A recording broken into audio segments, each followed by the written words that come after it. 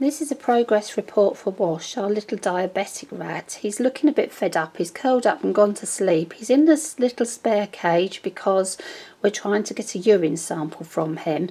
And I do want to emphasise these little cages are only used for moving rats or for collecting urine samples. And he is in there with just a bowl of water so that he has just eaten a few minutes ago, so he's not going to starve.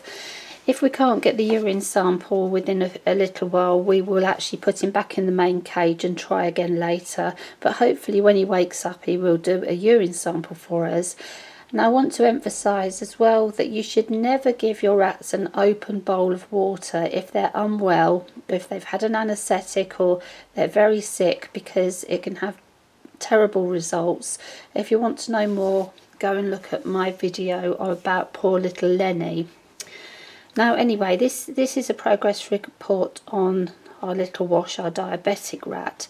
So if you've seen some of my other videos, you'll know that, well, a few months ago I was starting to get a little bit concerned about the amount of water that Wash was drinking at night, but it was only at night and he was seeming otherwise okay. Then over the Christmas holiday period, I realised that he was actually drinking a lot more during the day and he was looking quite thin. So we started weighing him once a week instead of once a month. And we noticed that dramatically he was losing sort of 10 grams a week, which is quite a lot. So we got out our urine testing strips because we were worried about sugar or kidney problems. He was diabetic, and the kidneys, there's no problem with protein or anything. He didn't have an infection, but he did have an enormous amount of sugar, and immediately it went up to the darkest one, which is obviously he is diabetic. There was no sort of doubt about that. So we went off to our vet, and we have an exotic vet who's very keen, like us, to avoid too much stress and to try and find another way of controlling the diabetes rather than just starting off with injecting insulin. In his experience, the rats really hate it after a while, and now I have read reports of people who've quite successfully treated rats from a very young age with insulin, but with older rats they may not cope. And poor Wash, he is quite a jumpy, nervous rat, and we really don't think he's going to cope too well with insulin injections. So what we did is we started with diet control, and against my better judgment, everything I've always said about rats and diet, we put him on high protein cat food. It could have been high protein dog food. You cannot leave rats on a high protein diet for a long time, especially if they're old, because it can cause kidney problems, and that's the last thing you want to do. So it was a short-term thing for 2 weeks. Unfortunately, it had no effect. It didn't lower the blood glucose levels at all. So we were back at the vet, and the next step was tablets. Now, I might have said there were insulin tablets in my last video. They're not actually insulin tablets, but there's little tablets that are used to treat type 2 diabetes, and they're called Glibizide, 5 milligram tablets, and we have to give 1/32 of a tablet twice a day at regular intervals. So that is difficult.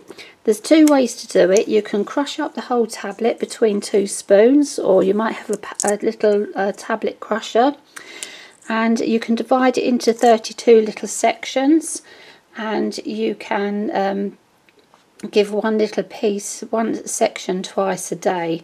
Now what I tend to do, rather than crushing the whole tablet in one go, is you can get someone to do this for you. If you're a child, you must get someone to cut these up for you. But that is 1/32 of the tablet, and I get my son to use a little sharp scalpel type knife and cut this up for me, and then I keep all the pieces into a clean medicine bottle and just take them out one piece at a time, and then I will quite simply put it between 2 spoons and crush it down into powder. Just keep crushing it down. Do it carefully, because what you don't want to do is lose the tablet. My poor fingers are not very good at doing this. And then what you can do is mix that into a little bit of food.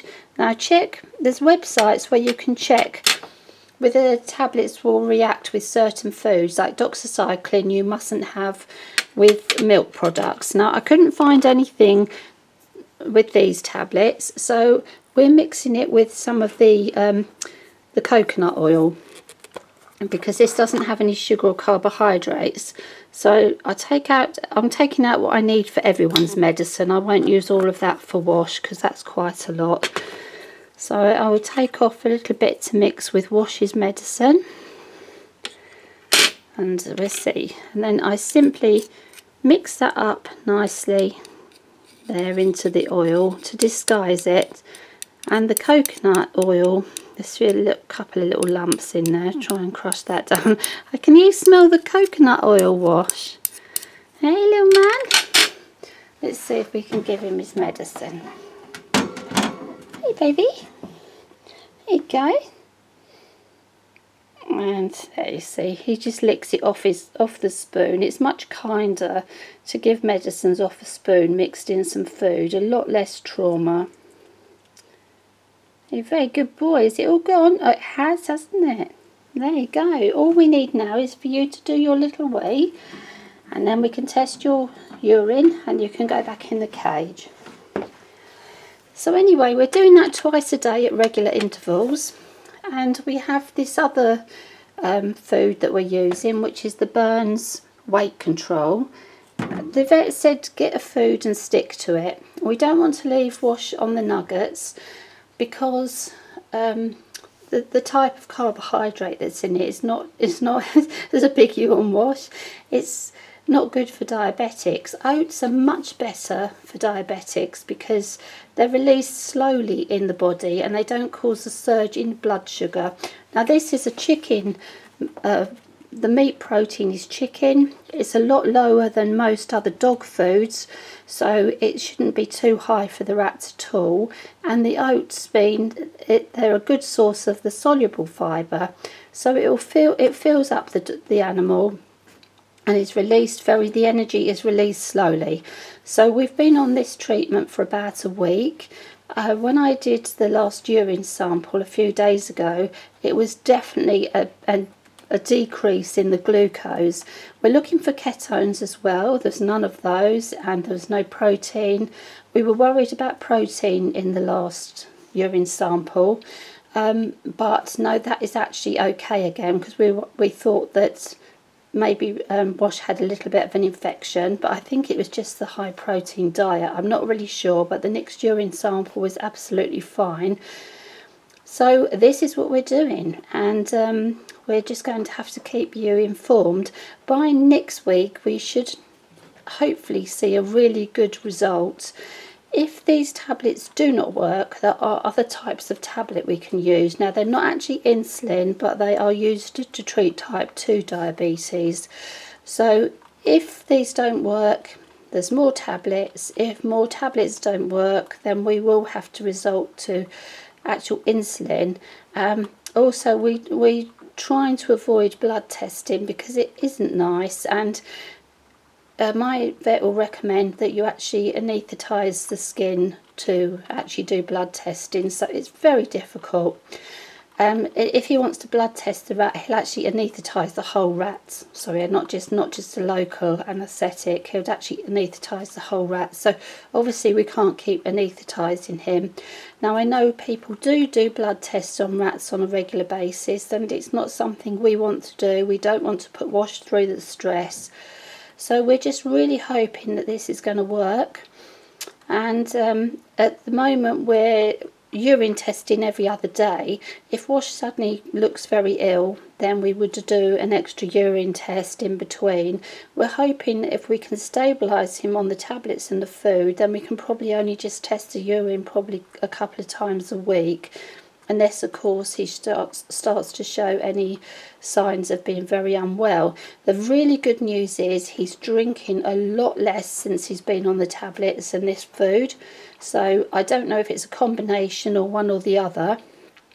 And the other thing is he stopped losing weight, and he actually put on 6 grams last week. So it's looking positive, and we're really hoping that it continues like that.